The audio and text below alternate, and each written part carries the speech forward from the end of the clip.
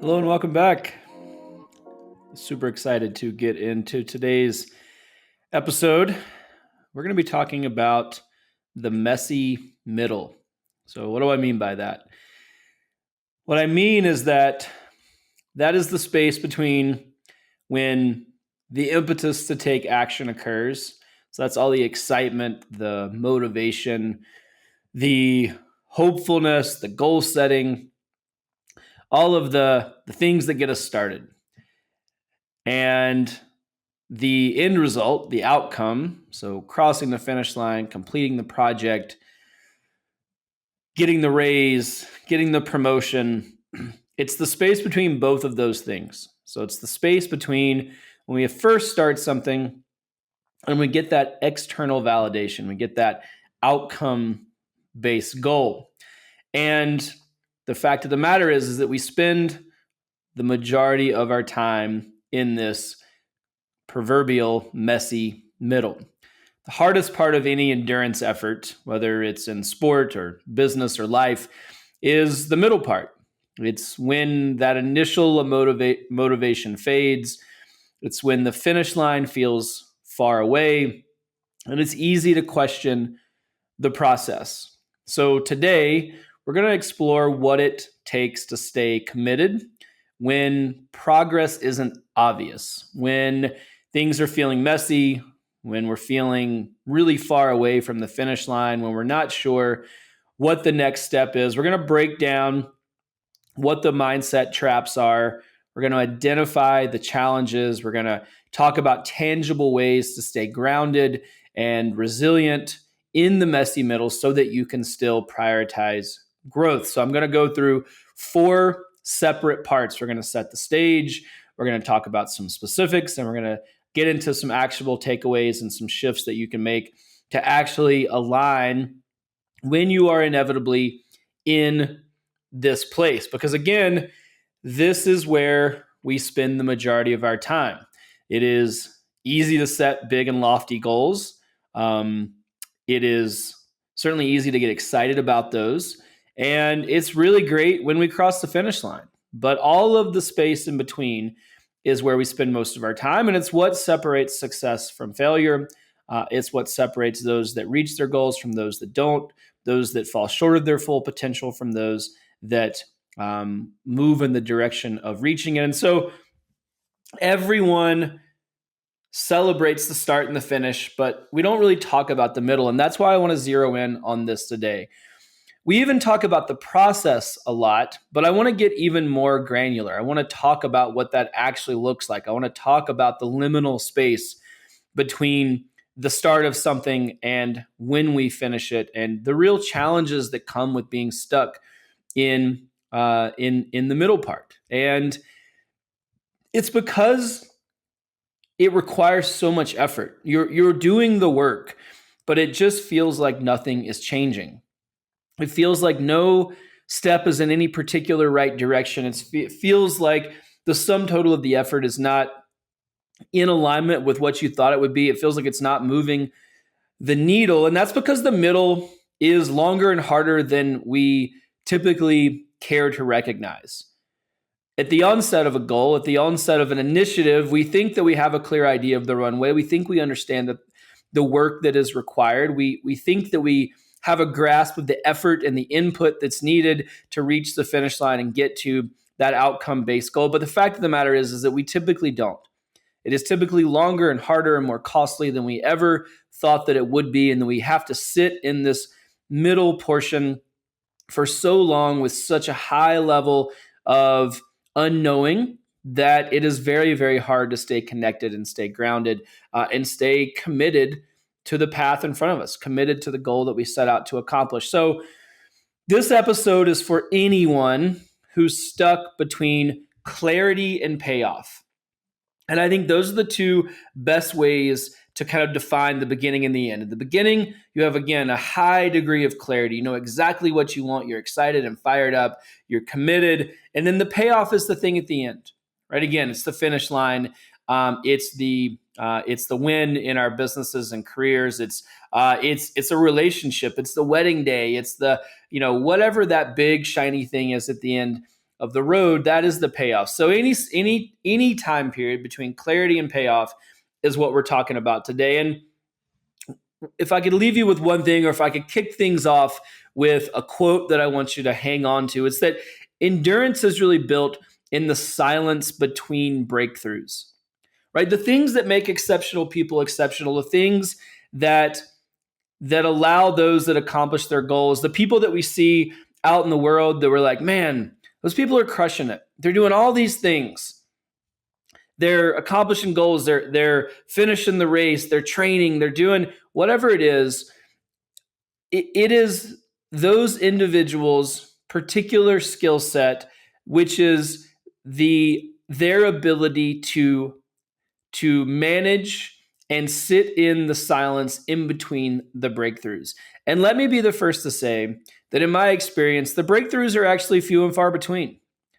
They're not as frequent as we thought that they were, or that we think that they should be. And that's okay. It makes them really special. But in training, in life, in business, the breakthroughs are sparse.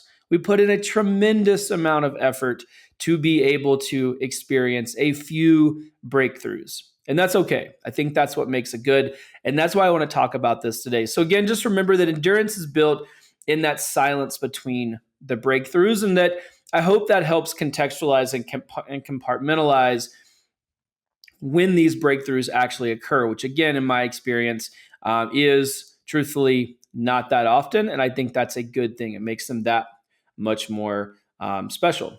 So let's talk about understanding the messy middle. So again, like I said, we're going to go through 4 parts. This is part 1, and I want to understand the messy middle. Let's set the stage, set the tone for what we're going to talk about today. And the middle it's long, it is quiet, and it is disorienting by design.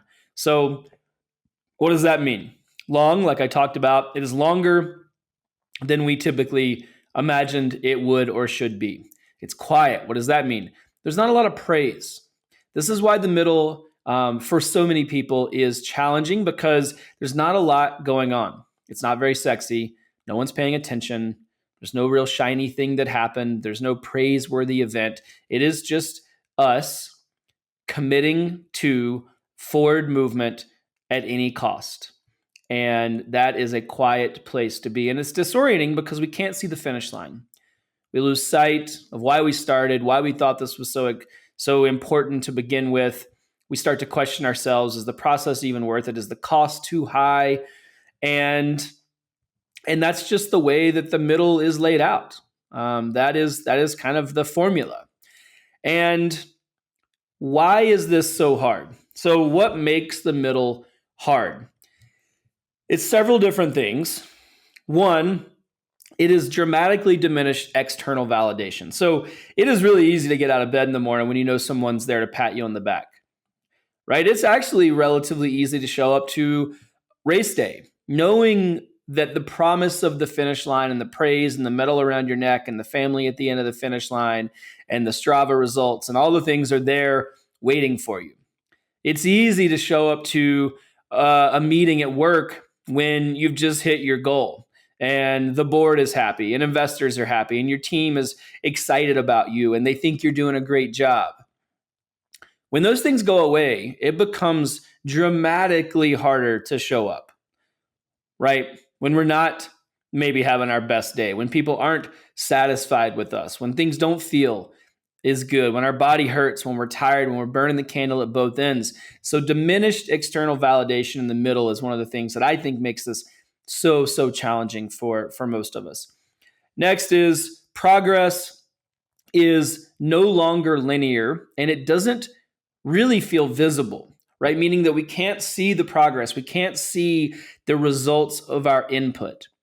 And again, that's because the middle is long. We've lost sight of what actually is adding up to equal success. And progress isn't linear. When we're in the middle, there's lots of peaks and there's lots and lots of valleys, right? We're not stacking brick after brick, day after day, building the wall perfectly. We use these analogies that lure us into thinking that there is a linear aspect to the middle. And I think that is misleading. And I think that it is unfair, right? We talk about let's get 1% better every day. Let's, stack bricks, brick by brick. The fact of the matter is that we might stack 4 bricks only to lose 3. So our wall isn't continually built day after day. We go up, we come back, we learn, we retool, we refine. We have to stay connected to this middle section and redefine what progress actually looks like.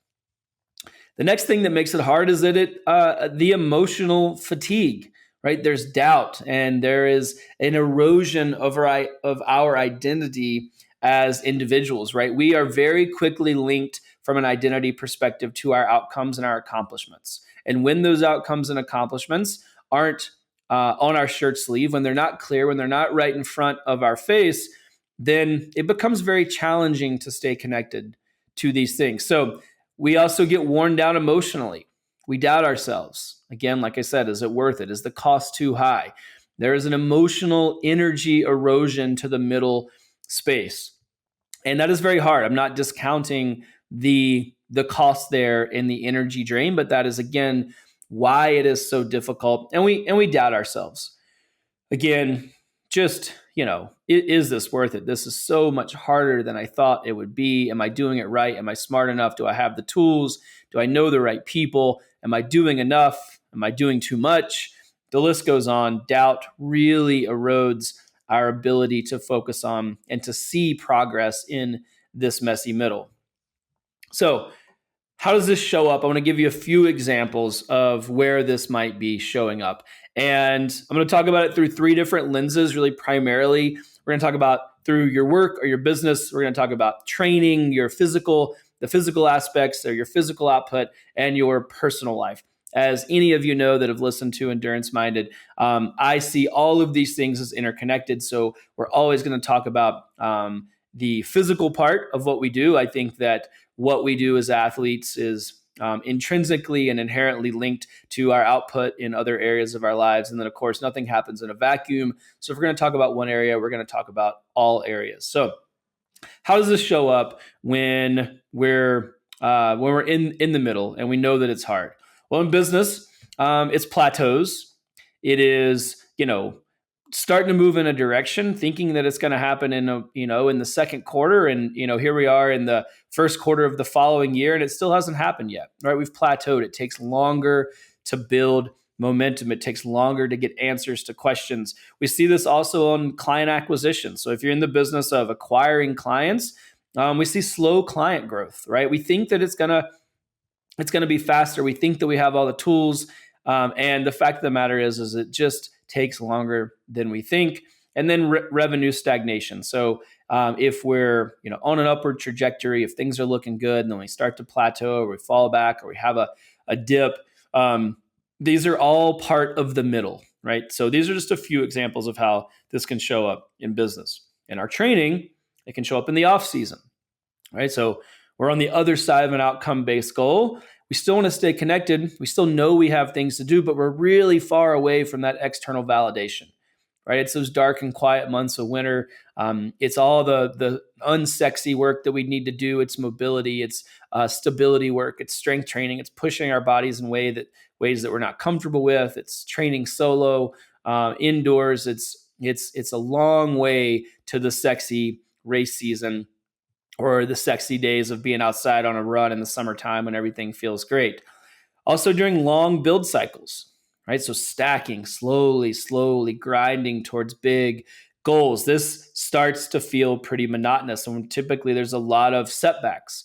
There's a lot of cues that our body gives us that tells us that it's not responding the way we thought, right? Things need to slow down. We need to take more rest days. We need to tweak things. We're not ready for the volume that we thought we were. Whatever this is typically a grind. So again, this is just how this shows up in the middle when it comes to training. And then in our personal life, big impacts with our identity, right? Again, we are prone to link our identity to our outcomes and our accomplishments. When those aren't happening, it starts to erode our confidence in ourselves. Who are we? Am I good enough? Am I, as smart as I thought I was? And then just how we show up as leaders in our own lives, right? When we're in the middle, it feels like we don't have a tremendous amount of autonomy, that the effort that we're putting in is not necessarily in alignment with the results that we thought. So just starts to feel like we're bogging down in our personal lives. That's going to impact our relationship with ourselves as well as our relationship with our others. Or with others. So a great quote that I love, just to back this up, is a quote from Einstein. He says, "It's not that I'm smart, it's just that I stay with problems longer."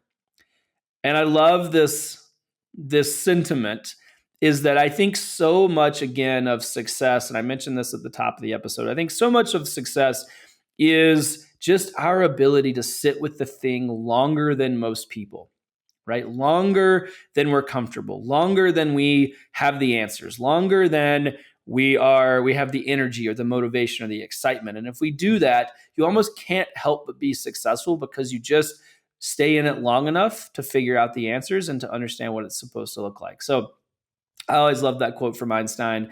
And I think that when I'm in the middle, which again, we are for most of our lives, I like to come back to that quote. I think that's a great way to just kind of reframe and stay in it. So let's move on to the second part. Like I said, we're going to talk about 4 parts today. Part 2 is what actually moves the needle. So we talked about why the messy middle is hard. So now let's talk about what actually moves the needle in this time period. If it's a time period where we're going to spend a lot of our energy, a lot of our time, our focus, then it would be helpful to understand what actually makes things happen when we're in this middle section. And one of the things, and I think probably the most important thing, is systems, right? So you don't need motivation.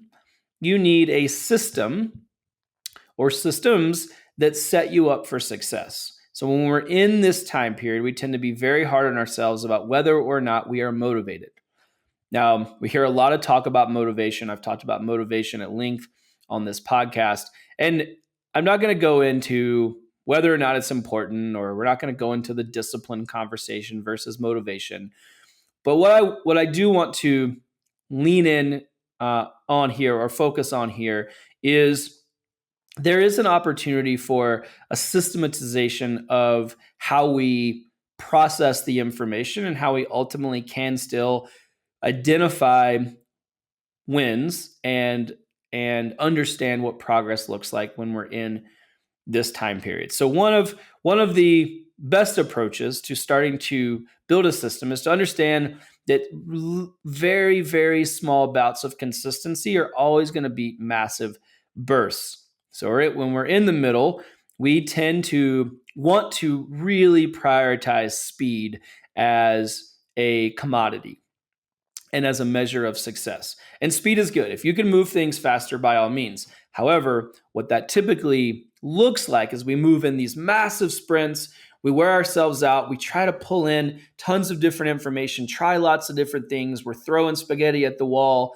We don't know exactly what's working, but we're giving it 125% of our effort, and then we burn out and we stop and we plateau, or we sink down below where we were before, rinse and repeat. And that's just a really, really tiring place to continually be. It also doesn't allow us to understand what the processes and systems are that are actually yielding results. Typically, these massive sprints are very disorganized, right? There's lots of input, lots of things, trying whatever we feel like can work, versus actually taking a beat and thinking about what does micro consistency look like, small efforts, little by little, and working to systematize that. So let's talk about some signs that you're actually growing, even if you can't tell it, if you can't see it. And they really are all over when we start to understand what our systems and processes are in this middle portion. So one of the things that I think is most notable, and it's really hard to pick up on unless you are aware of it, and that's why I'm going to say this, because I hope that it brings some awareness, is that you're navigating hard days with more awareness. Okay, what does that mean?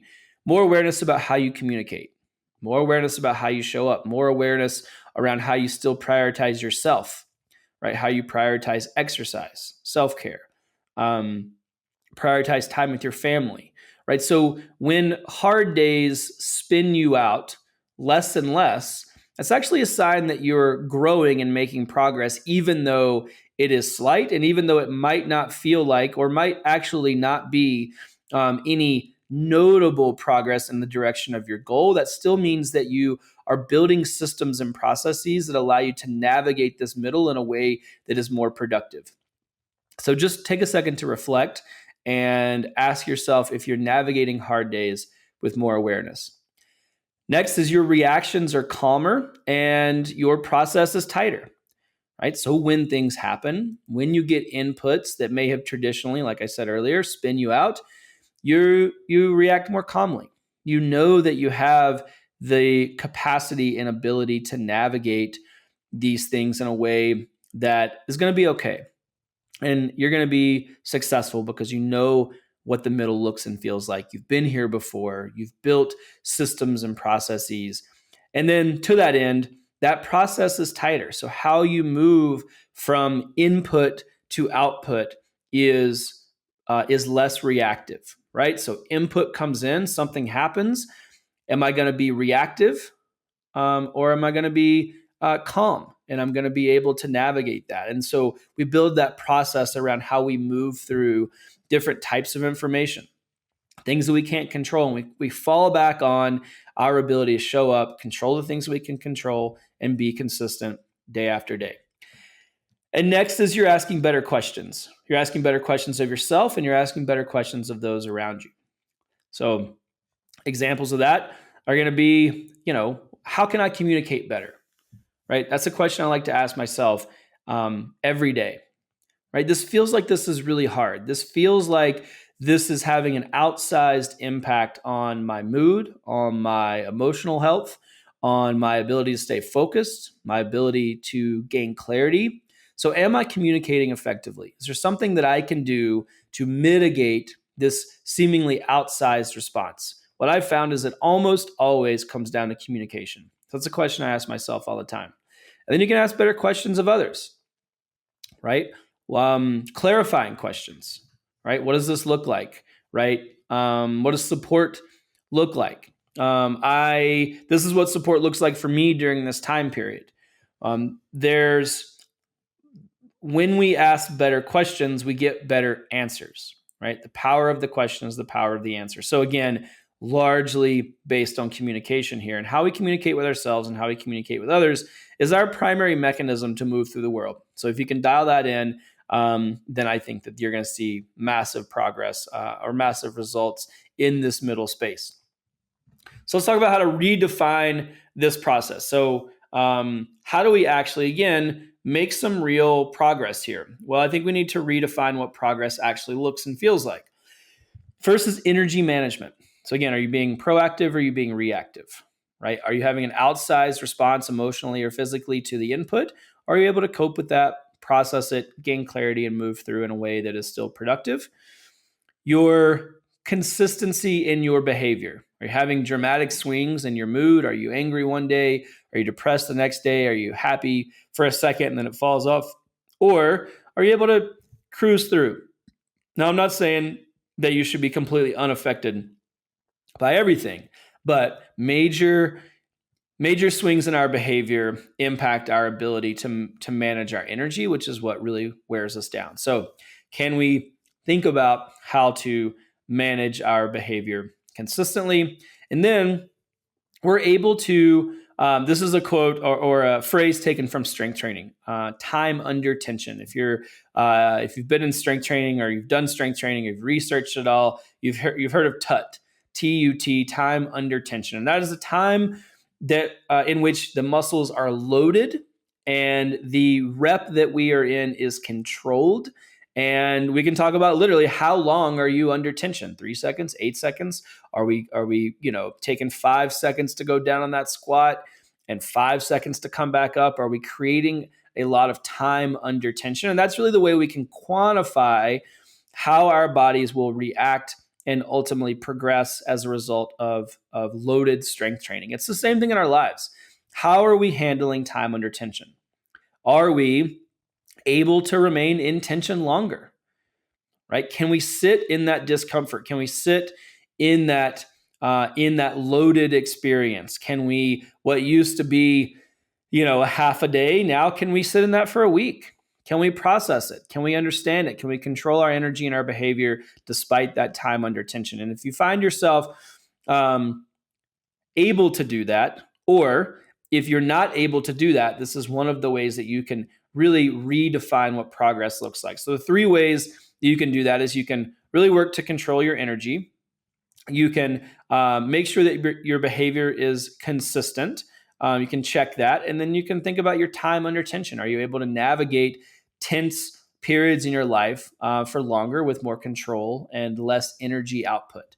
So I'm going to give you, this is an exercise that I use to reflect. So the best way to navigate this middle section is to think about or to define clearly what our wins are. So I asked myself, it's called the 3 wins reflection. And the questions are, what felt aligned today? So what was in alignment with who I am, how I want to show up, and what I want to accomplish? What felt aligned today? Where did I show up with intention? So where was I proactive? Where was I able to control my energy and my behavior? Where was I able to sit in that tension more comfortably? And what was one small thing I followed through on? Right. So again, this is really a great turning point. So instead of the big shiny thing at the end of the road, what's one thing I followed through on? Right. I didn't crush the major goal today. I didn't hit that benchmark. But what did I follow through on? I had a great conversation. I accomplished a small task that I know is going to move me towards this big thing that I want to do. Whatever that is, those 3 questions have been really powerful for me, and I would encourage you to think about that on a daily basis. I write them in my journal where I keep notes for my week, and it's just a good way to wrap up the day and to really work that muscle of redefining what progress looks like and being able to identify small wins in the midst of that very long middle path. All right, so now part 3. Let's talk about our identity in this time period and some mindset anchors that we can use to understand or to set ourselves up for success in a way that is better. So, few things that I want you to ask yourself is, what kind of person am I becoming by continuing to show up? Right? So what I want you to think about here is how can we link your identity to progress and to growth in a different way by shifting your mindset to asking different questions and defining what success looks like in a different way while we are stuck in this section, in this middle, that we can't really speed up, right? We can't really do anything about the middle. So what we can do is we can control how we show up and how we think about it. So that's what I want you to put yourself there right now. And I want you to think, what kind of person am I becoming by continuing to show up? Right? So I know this is hard, and I know that it's long, and I know that the cost is high, and we thought we'd be there by now. But what am I gaining from continuing to show up? Right? Am I gaining the ability to, again, like I just talked about, those 3 ways to redefine progress? Am I gaining the ability to sit in tension? Am I gaining the ability to control my behavior? Am I gaining the ability to think about my energy management, to be more calm, to be more stable, to be more clear? So what kind of person am I becoming? And identify that. And if the answer is not what you want, then it gives you a clear path, right? If the answer is, I'm not becoming the person that I want to be by continuing to show up, by continuing to sit in this messy middle, then what adjustments can you make? And so this feels like a good reframe and a good reset for me, and a bit of a North Star. So the middle really challenges your identity more than it challenges our timeline. Because again, inevitably, the longer we sit in something, the more doubt that we have. So we might think that, oh, I'm just mad because this thing is taking too long, right? I'm mad because it's harder than I thought that it would be. I'm frustrated because I thought I'd be there by now, right? That's a schedule based, that's a time based parameter. And while that's a very real thing, at the core of that, at the root of that, is the fact that it is challenging our identity much, much more. What that really means is I thought that I was good enough to make this happen faster. I thought that I was strong enough to be more fit by now. I thought that I was doing enough to be further along in the process. I thought that I had the discipline to be somewhere else. I thought that I knew the right people or could make the right phone calls, right? So what that really says is it says we're making that mean something about us. That's why that's really, really hard, right? So again, just remember that the middle really challenges our identity more than it challenges those time-based parameters that we think that we're more worried about. There's a root there that we want to recognize and then try to undo and provide some different parameters so that we can think differently about this time. So what we want to do is we want to shift those identity-based goals, right? We want to make sure that the goals that we set mean less about us and more about our ability to refine our process so that we can redefine progress. So when we anchor in identity-based goals, not outcome-based goals, we have an opportunity to really recognize wins along the way. Now, the key here is that those identity-based goals have to be things that are positive about us, right? So we can't, again, negatively link our outcomes to our identity. What we can do is we can say, man, I'm really good at navigating stressful time periods amidst lots of pressure in spite of not really seeing a clear path to success and this timeline being much longer than I thought that it would be. And when we link our identity to goals in that way, that becomes a very, very positive thing. So one of the questions I ask myself is, I asked earlier, and I wanted you to think about this, so I'll reiterate it. What kind of person am I becoming by continuing to show up? The next question I like to ask myself is, I'm the kind of person who. So I'm the kind of person who what? I'm the kind of person who shows up even when it's hard. I'm the kind of person who's impatient. I'm the kind of person who doesn't deal with setbacks very well. I'm the kind of person who gets frustrated when things don't go my way. Right? What is that narrative for you? And if it's not what you want it to be, then I want you to think about what the shift could be. If it is good, that's great. Continue to use that as a bit of a mantra, right? When you're in the middle, I'm the kind of person who what? And the answer to that can change based on where you're at in the middle.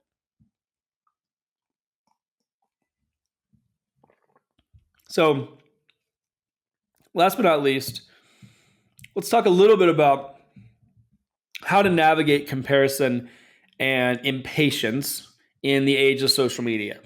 So, it goes without saying that when we are in the messy middle, it is easy to be impatient. Certainly with high achievers, high performers, speed is an inherent marker of success. How fast did I get it done? I want it done yesterday.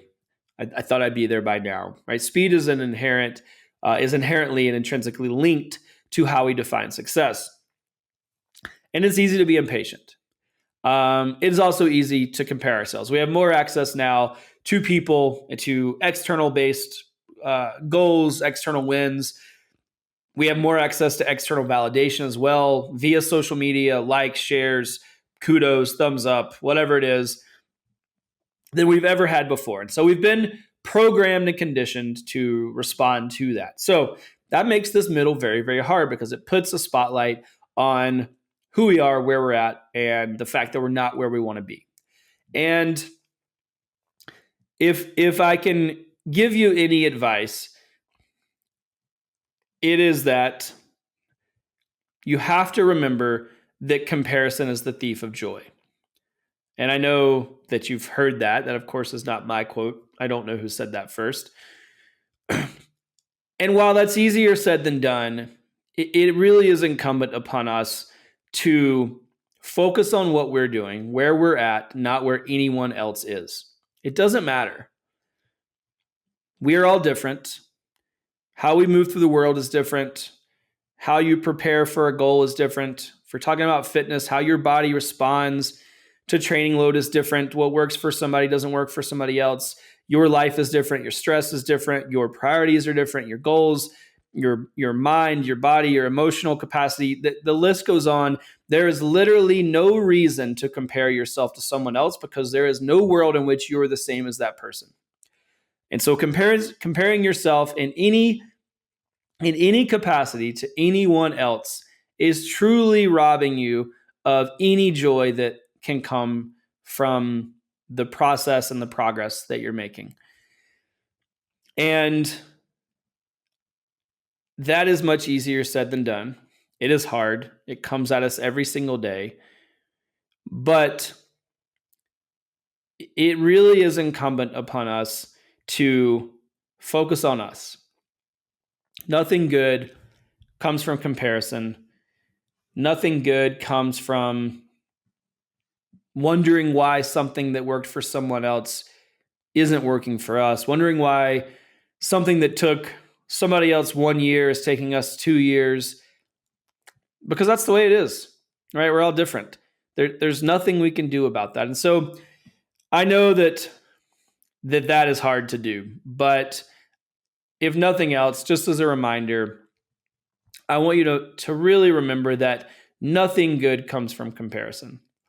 And it is the thief of joy. And when we're talking about goals and we're talking about reaching our full potential, being stuck in the middle, the comparison trap is the thing that gets in our way the most.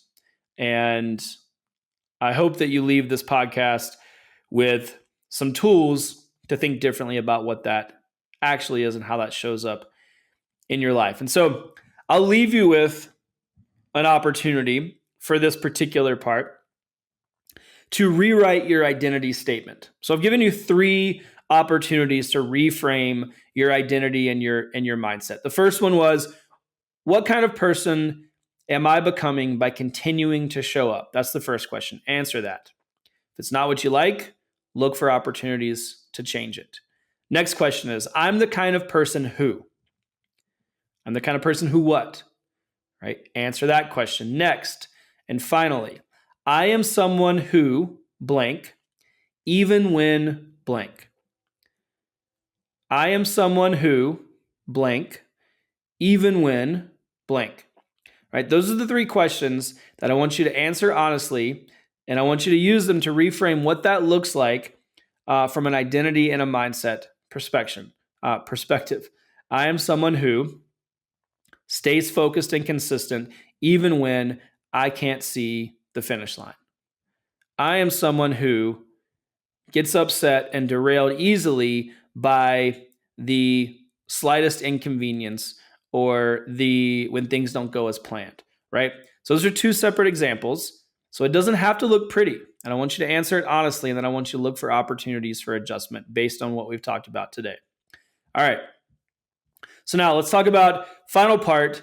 How can we build endurance for the long term, right? How can we actually develop a skill so when we are in the middle, again, right? Maybe you're there right now. You probably are, right? The moments of success are so finite that I really want you to hear that we live in the middle. So this is not some proverbial, most of you listening right now, unless you are literally in the middle of accomplishing a goal that you've set out, you're crossing a finish line you closed the deal, you got the promotion, the relationship is where you want. Unless you're there right now, you're in the middle. And so we need to talk about how to actually build the endurance. How do we actually have the skill set to navigate what is ultimately our life? Our life is the middle, 99.99% of it. So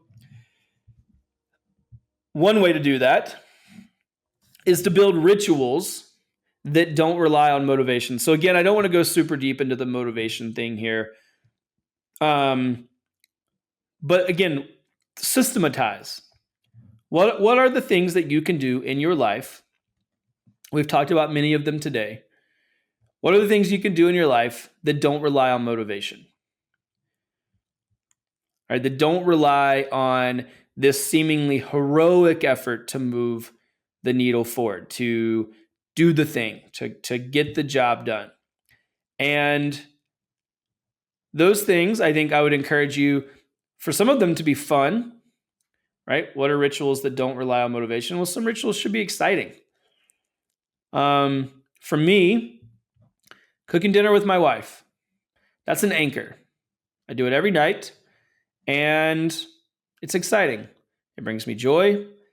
It brings me mental clarity. It allows me to focus on something else. It allows me to spend time doing something with someone that I care about. Right? Another one is exercise. Now, I don't feel like exercising most days, but the ritual of committing to exercise is something that I enjoy. Now, I know that's different for everyone, but I want you to find your rituals. Find your rituals that you enjoy doing, that don't, and use those as anchors. Use those as cornerstones and build your day and your life around those things. Then I want you to think about how to build trust with yourself. Right? So if we have small wins and we add in honesty around what those wins mean, how we compartmentalize them, what we make them mean about ourselves, that's always going to be greater than hype. That's going to be greater than the pat on the back, than the finish line, than the big shiny object, because that's something we get to have every single day, right? We get to have small wins. We understand clearly what those wins mean about us. We allow them to positively impact our identity, how we feel about ourselves. And that's gonna keep us in a place where we can trust ourselves. We see the wins. We know we're good enough. We know we're on the right path. Yeah, it's hard. Yeah, it's taken too long. Yes, the cost is high, all the things. I got it. I trust myself. I can do it. Right? So this is another way to build endurance, right? You have to build internal trust. Your internal North Star has to be so strong and so clear that you know that you can't help but move in the right direction, even though it's taking longer than you thought, even though you can't see the finish line. Next way to build endurance is to protect your enthusiasm, right? It's easy to lose steam. It's easy to burn out. Again, we get really excited at the beginning. That's where all the enthusiasm is front loaded. The key is, can you be a person that maintains that enthusiasm in spite of the setbacks, in spite of the adjustments to the timeline, in spite of things not going the way that you thought they would? And so the best way to do that, one, is to set boundaries. Set boundaries with yourself, set boundaries with others. Next is to rest. Enthusiasm is an energy expenditure. If you want to keep excited about something, if you want to remain enthusiastic, you have to rest. You have to have the energy to be enthusiastic. It's not a given that just because that thing at the end of the road is sexy that you're going to stay enthusiastic about it. It requires energy. You have to rest. And then all of that, do energy audits. I've talked about this on previous podcasts. Take stock. I've said it before. I'll say it again. Show me your calendar and I'll show you what you prioritize. What I mean by that is show me where you're putting your energy and I will tell you why you're getting the results that you're getting. And I don't want to minimize the effort required to do all these things and the moving parts of life and all the ups and downs and highs and lows. But what I'm telling you is that where you're putting your energy is why you're getting the returns that you're getting. Right? If you're not putting your energy into rest, that's why you feel tired. If you're not putting your energy into building rituals that don't rely on motivation, that's why you feel burnt out. That's why you've lost enthusiasm. If you're not carving out time for relationships and things outside of work and training, that's why these things feel like a chore. Right? Where you put your time reflects how you show up in the world and how you feel. So you have to protect your enthusiasm. You have to do an energy audit. What can you control? Where are you putting your energy? What can you say no to? These things are important, right? We get back what we put out. So if we're not getting the results that we want, it's on us, right? We have to control where we put our energy. And next, and probably most importantly, is that who you're around determines whether you stay the course. I'm sure you've all heard this, right? We're the sum total of the 5 people we spend the most time with. There is probably no truer statement. If you do not have people around you that support your goals, or if you are around people that are derailing your goals, then it is going to be very, very hard to stay the course. So who you're around determines whether you stay the course, whether you can stay in the middle. Those people erode our confidence. They erode our confidence in ourselves. They erode our confidence in the process. They erode our confidence in whether the goal is even worth it at all. All right, so make sure that the people you're around are actually helping you stay the course, not trying to pull you off of it. So, just to recap, how do we actually do this? How do we build endurance to stay in the middle, which again is our life? Next, build rituals that don't rely on motivation, right? I'd encourage you for some of those things to be focused on joy. Next, build trust within yourself, right? Recognizing those small wins, being honest about the fact that it took a lot of effort to create that small win. Even though it's small, it still takes effort, right? That's always going to be better than the pat on the back, than the thumbs up, than the kudos, than the crossing the finish line, because that sticks with us. That's a skill set. That's not fleeting. Next, protect your enthusiasm. Again, it is not a given that we stay enthusiastic even if the goal is exciting. So we have to set some boundaries. We have to prioritize rest.